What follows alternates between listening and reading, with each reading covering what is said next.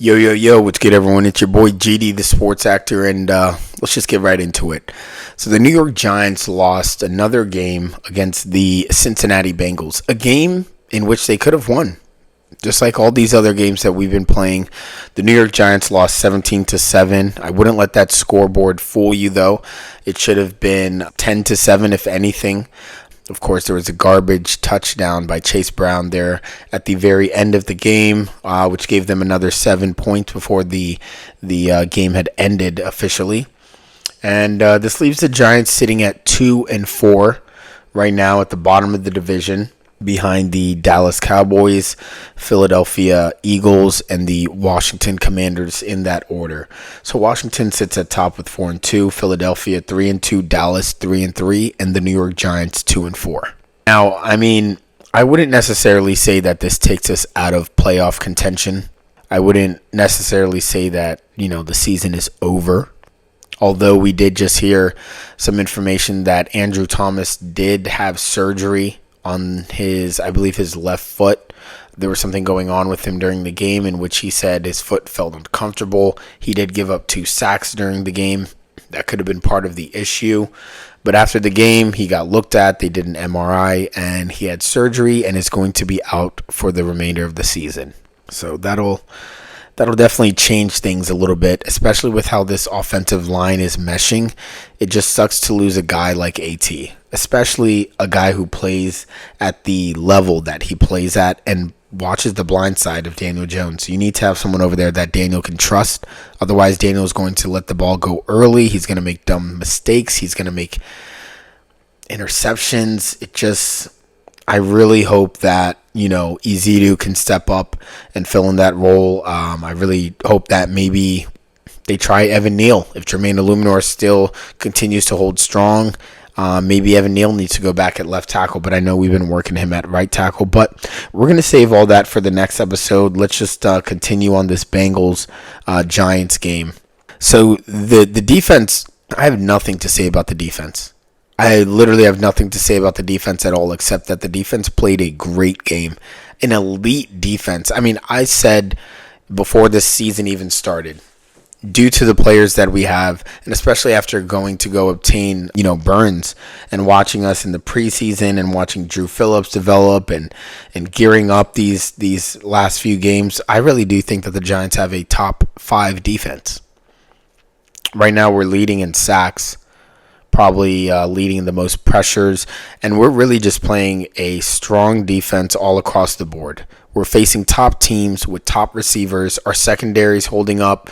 Of course, a few touchdowns have been given to a couple top wide receivers. That's expected, to happen every now and again. But the defense has been doing great. I believe there was a stat that was out there that the New York Giants defense has held every team that they've played against under 21 points. There's no blowout games here. There's no one coming out of their way to shut us out besides the Vikings game. But we've seen who the Vikings are. The Vikings are a good team. They're still undefeated. So, of course, we're not going to, talk about that game necessarily. But when it comes to all the other games that the New York Giants have played, they've all been close. All within a kick to win, 1 touchdown. And it's just hard to be able to do this time after time, to continue to give previews on what exactly we need to do and not seeing it be done. Because I remember specifically one thing that I really enjoyed with this matchup is that Joe Burrow can't run. And what happens? Joe Burrow runs a 42-yard touchdown with his legs, and he runs it, takes it into the end zone. And a freak play, to be honest with you. Definitely a freak play. You don't see things like that coming from Joe Burrow. You don't see the side of the field not being protected as much. I think it was Ojulari who maybe was pushed too far out to the right from what it looked like. His left, our right, if you're looking from the QB's perspective. And there was just a wide open gap, just a window hole to where Joe Burrow saw it and took his chance and got 7. So after that, he really couldn't get anything else. And after a free play like that, that's really all that you could really ask for. The New York Giants kept a team that was averaging 29 points to 17 points. Joe Burrow, 19 for 28, 208 yards. T. Higgins, I believe, was their top receiver, 7 receptions, 77 yards. Joe Burrow being their top rusher, 4 carries, 55 yards, and a TD. So, man, and it was a weird game throughout the game as well.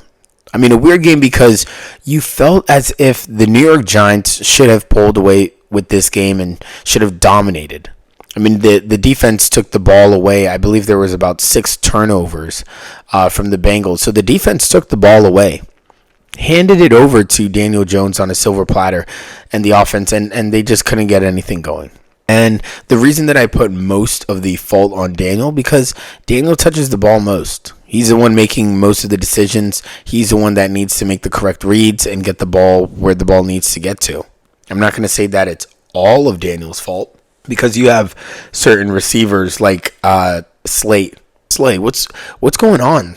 I mean, still dropping the ball after all these years in New York. And that was part of the reason why, there was even a Jalen Hyatt, Darius Slayton conversation to begin with, is because you've shown through numerous times in your career that you cannot hold on to the ball or be there to secure the ball on big plays. And I just don't get it.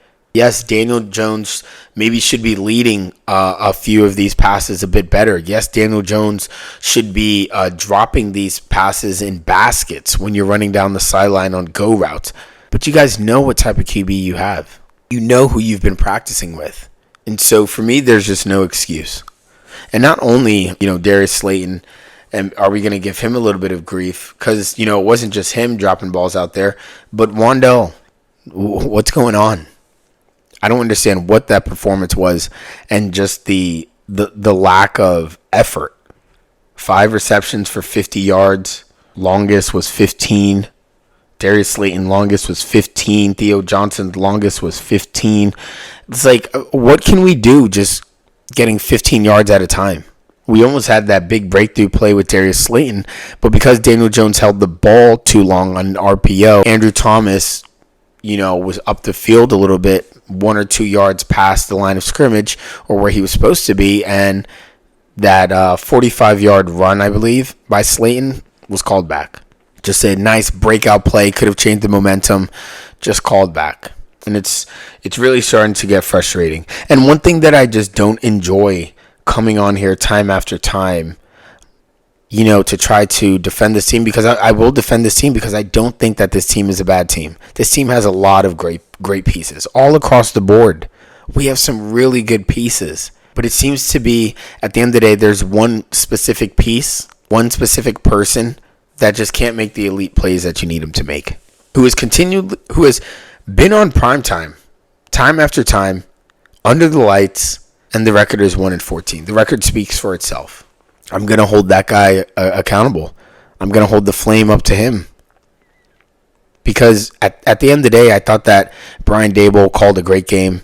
I thought that Shane Bowen called a great game, amazingly beautiful with the defense. I thought the defense did an amazing job. A few things I would have, liked back, such as the Ojulari when he was about to tackle Burrow in the end zone. He said he tackled him because he didn't want to get a flag, but I thought that he thought that the ball had come out and popped out when he had hit Burrow, and he was looking for it on the ground and didn't take the QB down, which was unfortunate because that could have led to a safety, that could have led to a punt, that could have led to a fumble with a recovery in the end zone. You got to finish the plays through.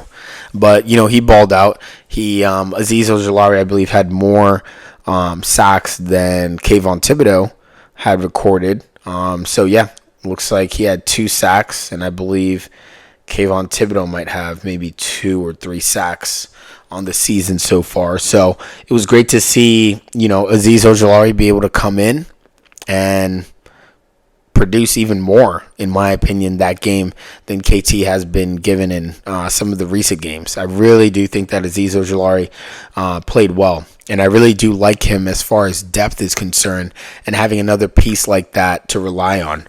I don't think we should use him as a trading piece. I don't think we should send him anywhere. I really don't think we should send any of our players anywhere, and that we should continue to develop what we have and try to figure this thing out. But I've given my opinion as to where I believe the problem resides, and that has to be DJ. 6 years, and the New York Giants just can't put points up. Brian Daboll said in many interviews this season, what is this team's identity? What are they trying to get the identity of the Giants to be? And he said the identity is trying to put points up on the board. Well, we're not doing that. This game, 17-7, the Dodgers played. The Dodgers played on the same day, Sunday night. They had 9 points. The New York Giants had 7 points in a football game, Sunday night prime time, while the Dodgers had 9. So some evaluation has to be done. This can't be a give it time. I'm not hitting the panic button, but definitely a conversation has to be made. And how long are we going to continue this experiment with Daniel Jones if it's not working out? Because you're going to lose players through injuries. You're going to lose players through divisiveness in the locker room. You're going to lose players through just anything. When you're not winning, things go wrong. And not only on the field, but off of the field. And we're winning some of these games, and it's pulling us away further in the draft, and we're winning some games that they thought we shouldn't have a chance to win, and we're losing games that people think, maybe they could break this one out, and it just seems so inconsistent. Year after year, Sunday after Sunday, week after week, inconsistency. That's all we're getting from Daniel Jones as he's leading the New York Giants, especially with the offense. Just inconsistent. Wide receivers have to get open. This can't just be a Malik Neighbors show. Everyone gets paid. Everyone gets paid to create separation, to make difficult catches, to be there, to scramble if more time is needed, to figure out positions on the field where you can be there so that when the ball comes your way, your number gets called on, you can make a play. You can make something happen. Because we're getting ready to gear up against the Philadelphia Eagles. This game, it was what it was.